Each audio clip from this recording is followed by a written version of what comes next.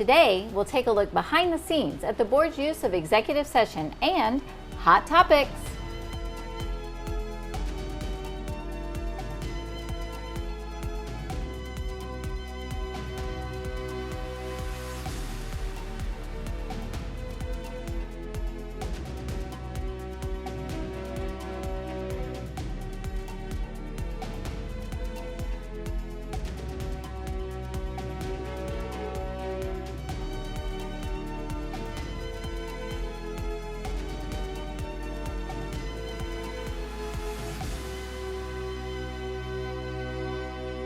Hello, and welcome to the second quarter edition of your 2022 POA Board Update. I'm your host, Carla Johnson, and I'm here today with Board President Marty Inkrott, who's going to tell us a little bit about what's been going on in the second quarter of this year. Welcome, Marty, and thanks for joining us on Telco Village Network. Thanks, Carla, and I appreciate the opportunity to provide a little insight into what goes on in the board. Terrific. We're so glad to have you. So we've just completed the second quarter, and as always, there's a lot going on in Telco Village, from rolling out a new POA website, to search for a new CEO, to the building of a Pickleplex. We've got a lot to cover during today's episode. That's right, Carla. It is a very busy time here in Telco Village, and as we said last quarter, it's one that I believe will prove to be a very important transition into the future. Excellent. So let's jump right in with an exciting new amenity that the board approved this quarter, the Pickleplex. As a member of the Timeless Teleco Foundation Board, I know that this has truly been a joint effort between the foundation, the Pickleball Club, and the POA. So can you please describe this project and give us a brief update? Certainly. This is a great story and a very exciting project. So first of all, the Timeless Teleco and the Pickleball Club got together and said, hey, what can we do to get some pickleball courts in? And so they decided to try to raise the money through the residents and corporate sponsorship. So they raised enough money to build 4 courts, and that was roughly just over $200,000. And then they came to the board and they asked, okay, can we do this? Since it was already funded, the board said sure. But as we got discussing it, we found out that there's an opportunity for cost avoidance if we would do the whole project at once, the courts and the roof structure. So we discussed that a little bit more. We looked at the long-range plan that we had, and we saw that it was projected that in 2025 there would be a need in the village for this Pickleplex. Well, the board determined that that need is now. With the influx of people coming in, the popularity of pickleball, we were all unanimous in saying, you know what, let's just move that project forward and fund the roof structure as well. So that's what we did. So like I said earlier, the courts themselves roughly come in at about $216,000, the roof structure $460,000. So we're looking at a total cost of the project being around $675,000, $676,000. We had a groundbreaking June 17th. I saw a rough schedule, and they're looking at, if everything stays on the schedule, how schedules can be sometimes, but we may see this project completed in September. Wow, that's amazing. And it's really exciting. And even though pickleball is rapidly gaining popularity among all age groups, really for us, it's even if people don't play pickleball, right? Having this amenity is great for everyone because it continues to positively impact our property values because we have top-notch facilities and amenities. So a big thanks to everyone, all the entities that it took to partner to make this happen. That is true, and you can't say that enough. This truly has been a community-wide project. If it weren't for all the residents jumping in and getting involved, this may not have happened. Well, I'm really looking forward to the ribbon cutting after the groundbreaking. So thank you, Marty, for that update. And I'll be right back with our CEO, Winston Blazer, for an operations update.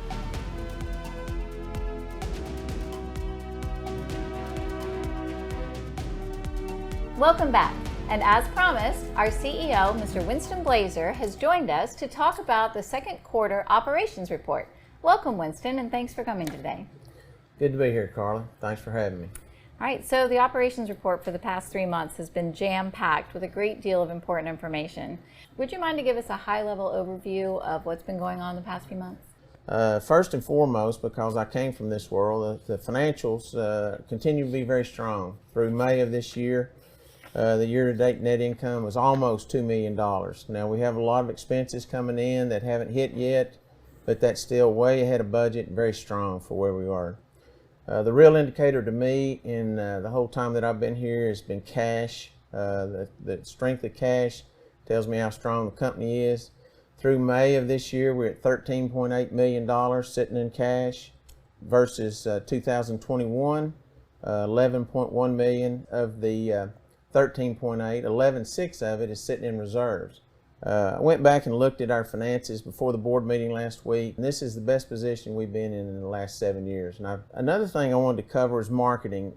This is something that we introduced 10 years ago. Some key stats in that area: the discovery visits are up versus last year, so that tells me that we are pulling out of the COVID era very nicely. Over the years, especially after the Great Recession of 2008 and 9, we had to take ownership of several hundred POA lots, and these were lots sitting there not generating any revenue. Well, as of this last board meeting, all of those lots have been sold except for less than 10. Wow. And those are now hundreds and hundreds of lots, many of which have a home on them, where people are participating in our activities, generating revenue that way, but are paying assessments. So that's a very strong indicator. Marketing has yielded big dividends in that area. And as a result of the marketing and all of the activity I just mentioned, ACC has been a very busy department. Year to date, we've permitted 160 homes. Through May, we had 166 homes permitted, so that tells me that we're keeping up with that trend. To go along with all this permitting, we currently have on track to meet the 374, give or take, 20 permits, the record number we had last year. And with that said, at this last meeting, permit number 5,010 was issued at the meeting, and that brings the total living units in Tellico Village to 5,229 living units. This includes the single family permits and townhomes. So the 5,010 was single family. 5,010 was single family, and then Wow. we have a multifamily. I consider them all living units, just a different version of a home.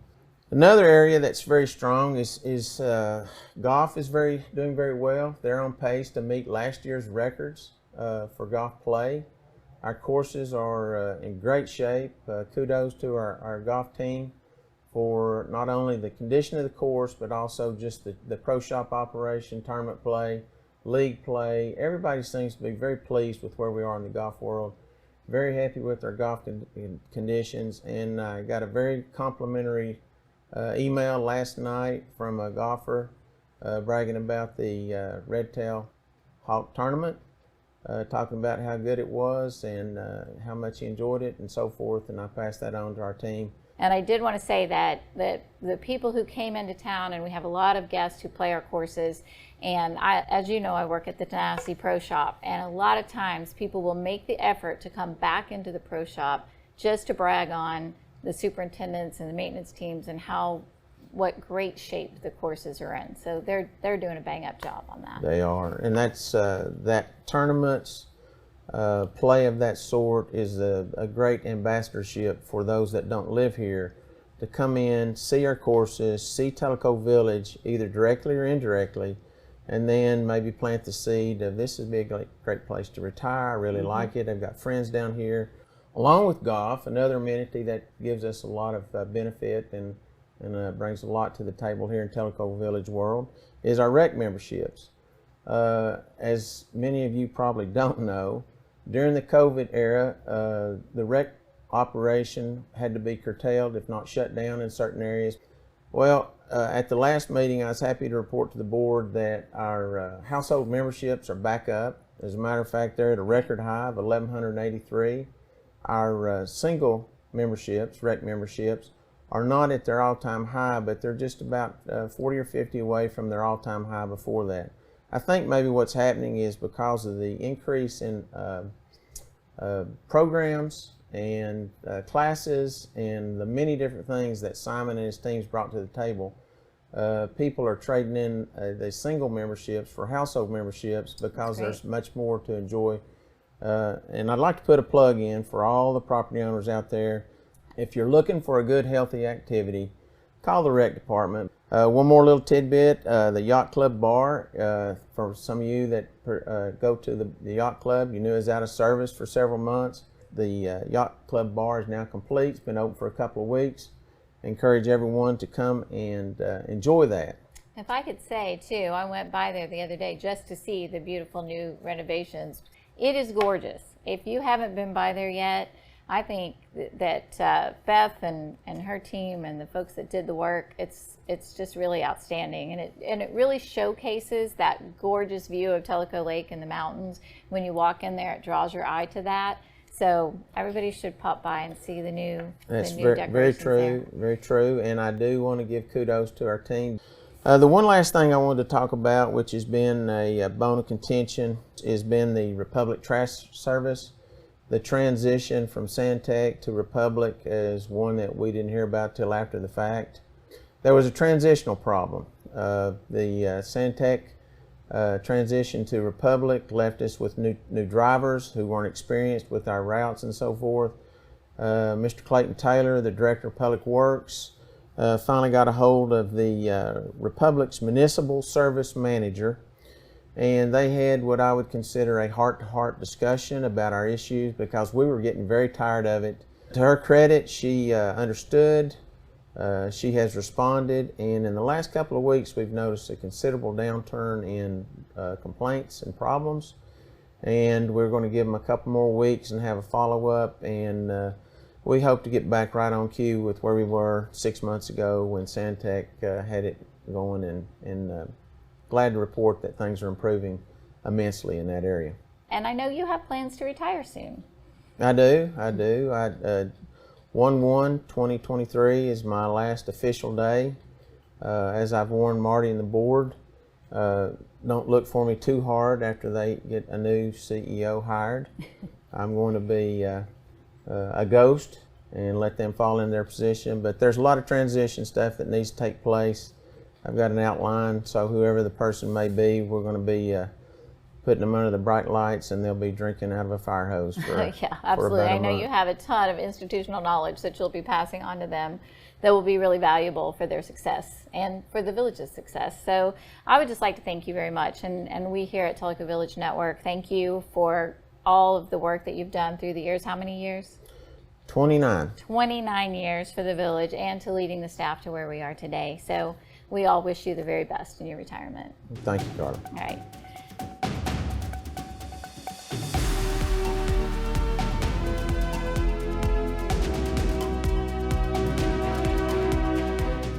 And we're back with Marty to talk about the water and sewer study. So utilities are something that we take for granted until they're not there.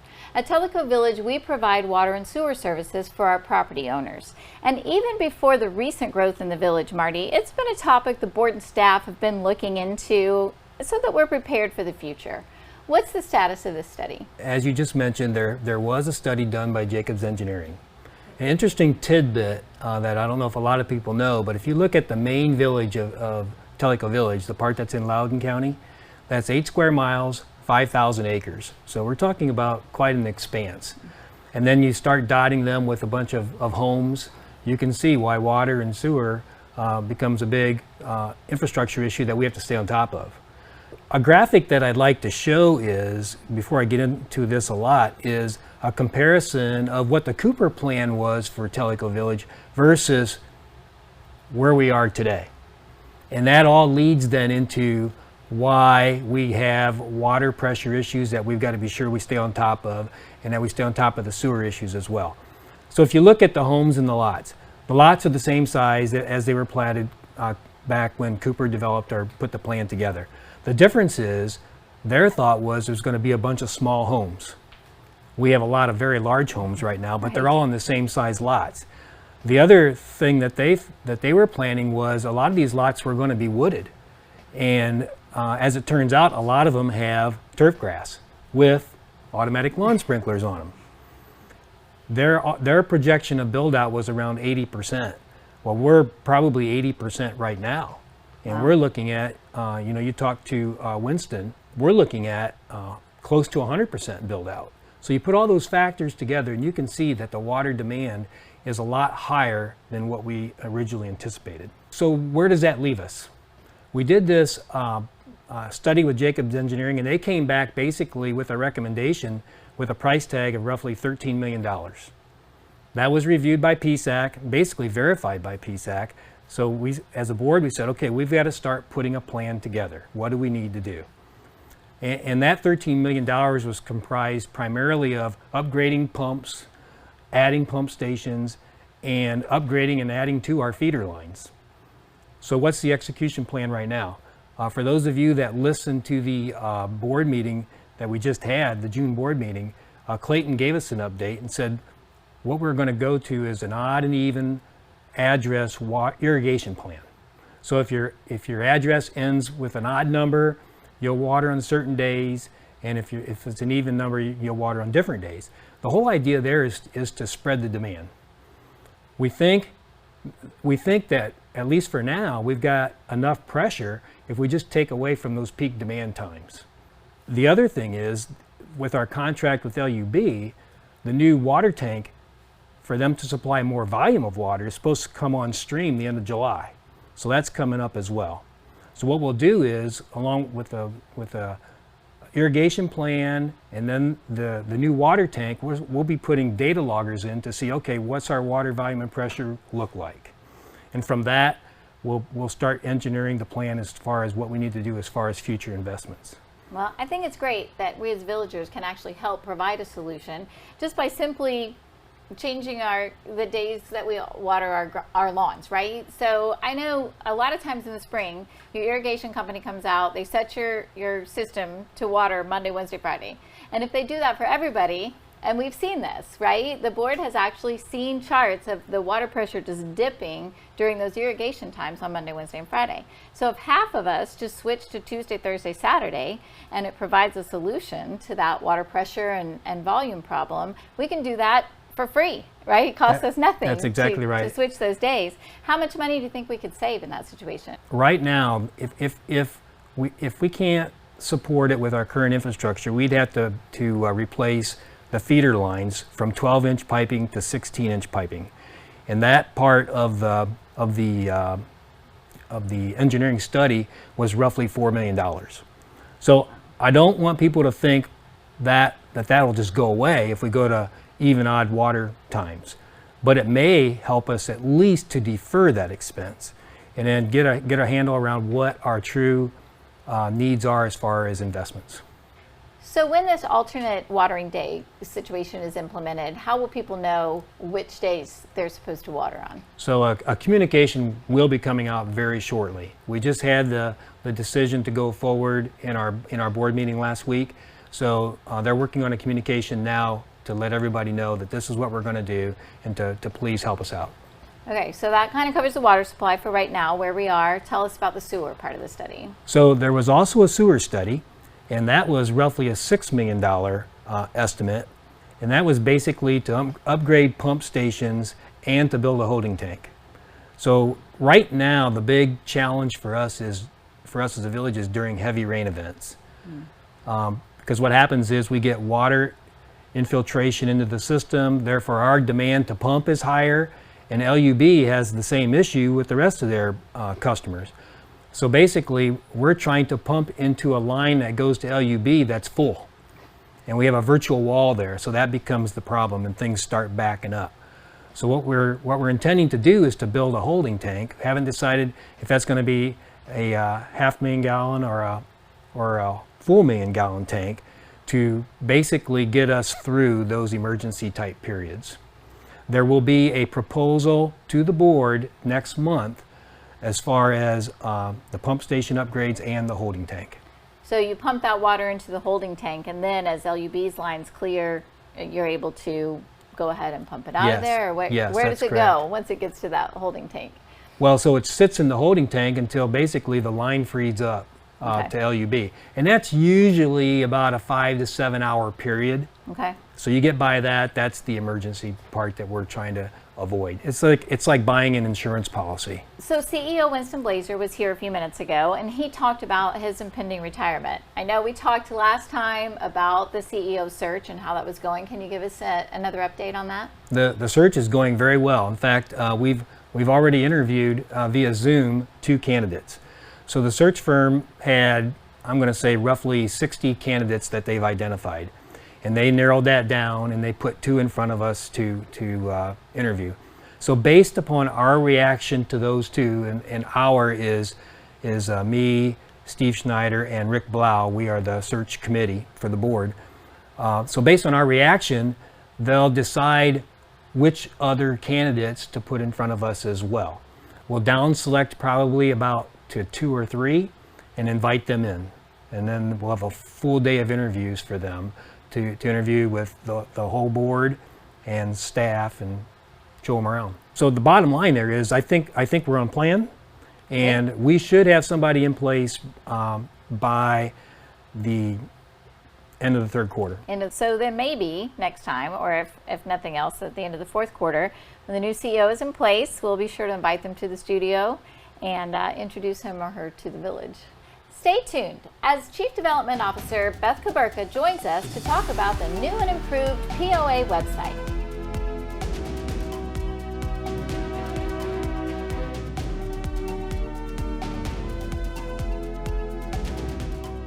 All right, I'm back and with Beth Kuberka, our Chief Development Officer, who is going to tell us about the POA website. If you visited the POA website lately, you notice that it has an all-new look.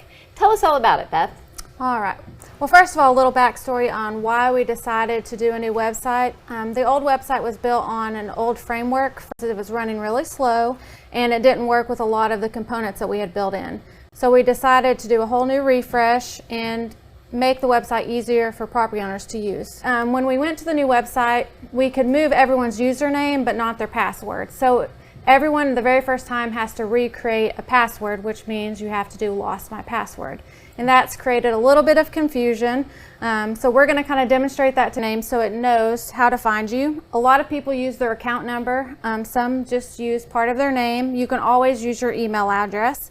So I'm going to use my account number.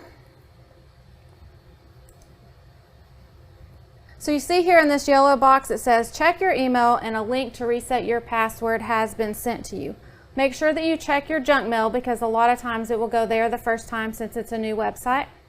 If you still cannot find it, we do not want you to go in circles.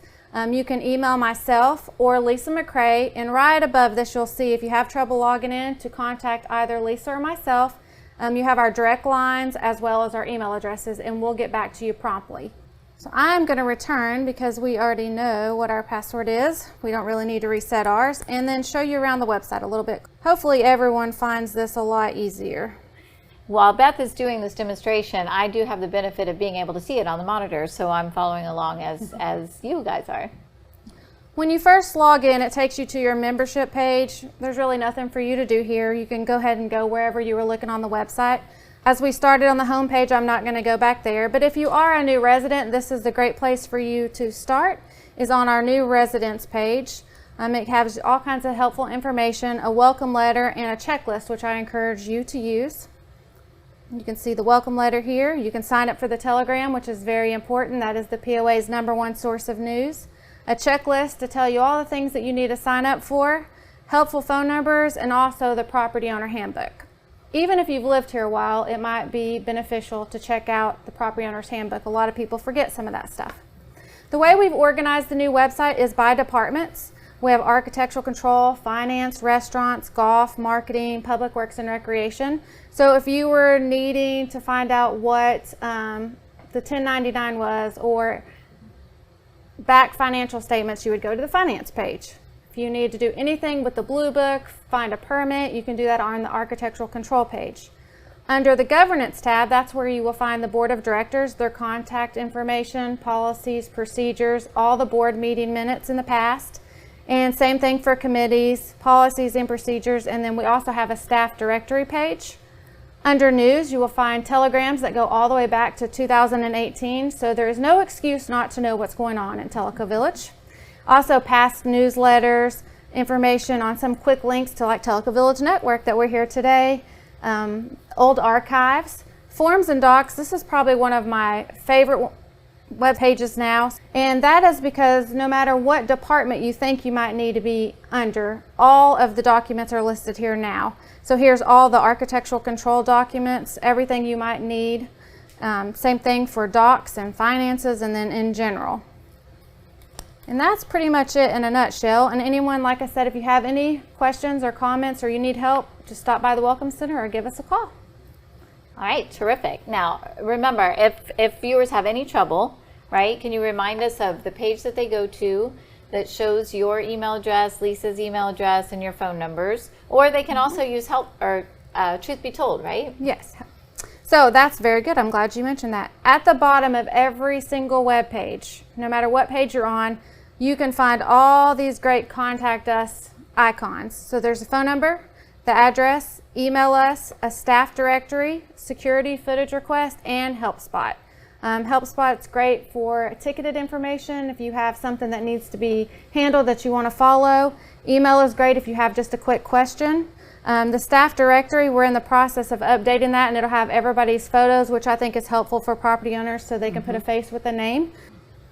All right, that's terrific. Thank you so much, Beth. I Thank you for appreciate having it, me. and we appreciate you being here. Hope you'll come back in the future. As your very long title suggests, Yes. you wear lots of hats. You do marketing, communications, development. So we hope you'll come back and talk to us a little bit about some more topics, like maybe how the land parcels that have been newly acquired will be developed in the future. Absolutely. I look forward to it. All right, we'll see you then. Thank you.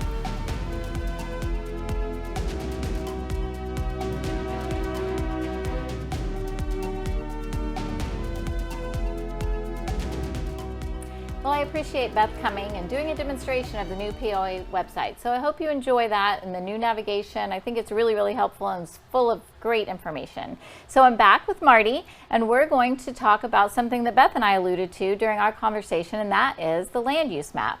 And now that the POA is the developer, the board, the staff, and the Long Range Planning Advisory Committee are working to determine the best use for the land that we acquired from Cooper Communities, along with the developer rights, which is really important. So tell us about how you see that going in both the near and the long term. So Beth gave a really good update on this in the June board meeting. So I'd refer people to the video of that meeting to go through her presentation there.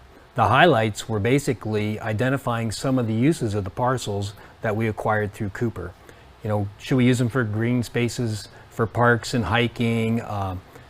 Golf had several things that they would like to do. Should we put in additional residential or commercial developments? So those are the kinds of things this thing is addressing.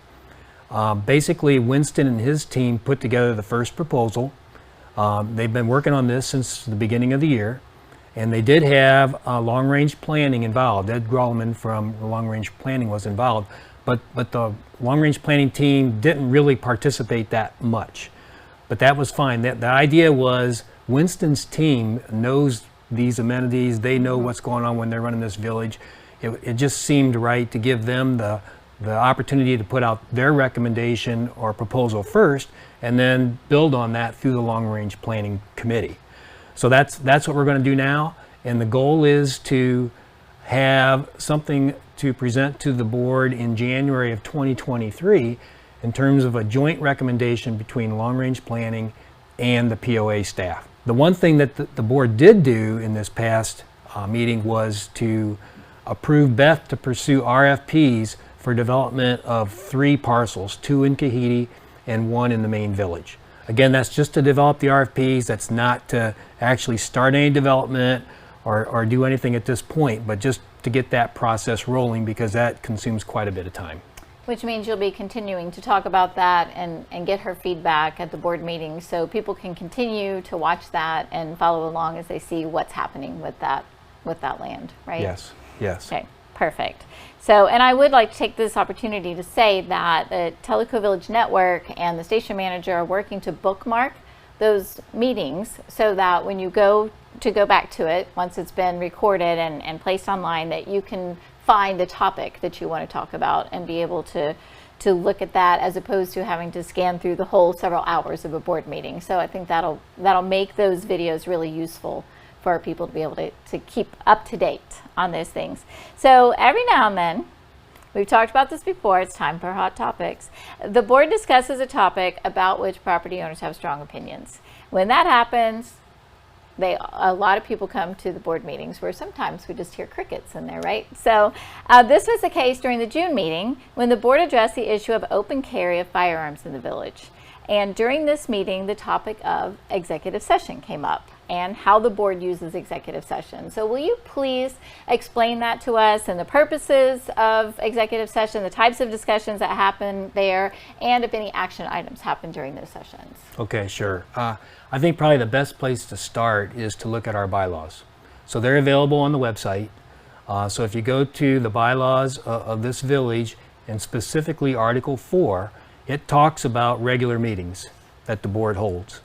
And there is a line in that section that basically says, and maybe I should just read it, all meetings of the Board of Directors, including special meetings, shall be open to all members, except for executive meetings of the Board of Directors, at which times the Board of Directors may discuss and take action on matters pertaining to contract negotiations and strategy, personnel matters, legal matters, including without limitation, litigation contemplated, threatened, or existing, security matters that, if discussed in an open meeting, could potentially compromise the welfare and safety of the association or any of its members, or any other similar matter determined by the Board of Directors to require confidentiality in order to properly protect or safeguard the association.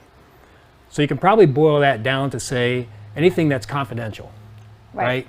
Whether it be personnel, whether it be contract negotiations, whether it be putting together some type of a bid for something. Mm-hmm. So things that we don't want to show our hand to the other side until it's resolved. Once resolved, we always then communicate that to the residents. So for the things that you talk about in executive session and you determine a course of action, then what's the next step? Where do you go from there? So the next step then is to basically put it on the agenda and discuss it at the next open session. Excellent. So in the case of the recent discussion about a possible need for a policy regarding firearms in the village, the legal aspects were discussed in likely more than one executive session and then added to the open meeting for June, right? That's exactly right. So the way this whole thing transpired was there was a help spot ticket created. Well, there were several, but there was one in particular that asked us, what is our handgun policy? So in executive session, we started talking about that. Do we need a handgun policy? So what happened is we discussed it with our attorney, and we said, okay, maybe what we ought to do is put together a policy and then discuss it. Well, the idea was good. The execution of the idea was poor, very poor, and we went about it the wrong way. We should have just brought it up as a topic, not as a proposed policy. And then once we had feedback and had time to basically go through all the pros and cons, then if we wanted to have a policy, put it together. So that was a misstep. Mm-hmm. We apologize. I can't believe we didn't anticipate that. But the bottom line is it happened, so we're going to go from there. And there were some misunderstandings, mostly because when people saw the draft policy, right, it was published for informational purposes, and I'm sure in an attempt to be transparent, because I know sometimes that's the whole deal, is you just want people to know what you're talking about, right? But because of that, some thought it was already, as they said, a done deal, and that wasn't the case, as you just explained. Bottom line, pretty much anybody looking at that would have thought, as a lot of people did, that, hey, this looks like it's already been vetted and it's ready to vote on. And that's how it was communicated. So we had several strikes against us there. So, and I guess I just want to point out that there's no motivation for the board to ever try to push something through. Why would we do that? Right. So the bottom line is, I keep saying it, we made a mistake, we apologize, and hopefully we can all move on from this. And I will say, I attended that meeting, and I heard several property owners say that they appreciated the board's apology and just the transparency of saying we made a mistake, right? And the explanation at the meeting. So moving forward, what's the current status of this issue? We issued a special telegram earlier today that basically gave the board stance.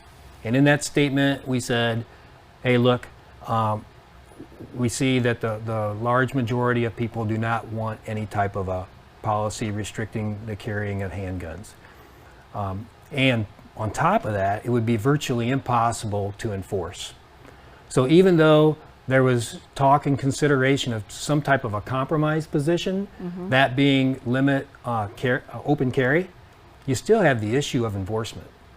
So in the statement, we just said, hey, you know, if you're going to carry, certainly that's legal, but please be mindful of your neighbors and their positions, and keep it concealed. And I will say that treating each other with dignity and respect is really a hallmark of life in Tellico Village. And so this is a good reminder for us, I think, to be kind to each other, to consider each other, and to be sure that we seek official and accurate information about things like hot topics, right? That's true. And again, I think we probably said it before, but the official communication of the board is through Telegram. Right. Right, and our meetings. It's not on the social media sites like Nextdoor and Facebook. So, I mean, you can't stop people from using them, but you got to be a little bit cautious of what might be spread around as truth. Absolutely, absolutely. Well, thank you very much. I know that was a little bit of a touchy topic, and I appreciate you bringing us up to speed on that and letting us know what happened. And as our community continues to expand, there will be no shortage of hot topics. So we'll have something else to talk about next time probably. But we're ever hopeful that they can always be resolved smoothly.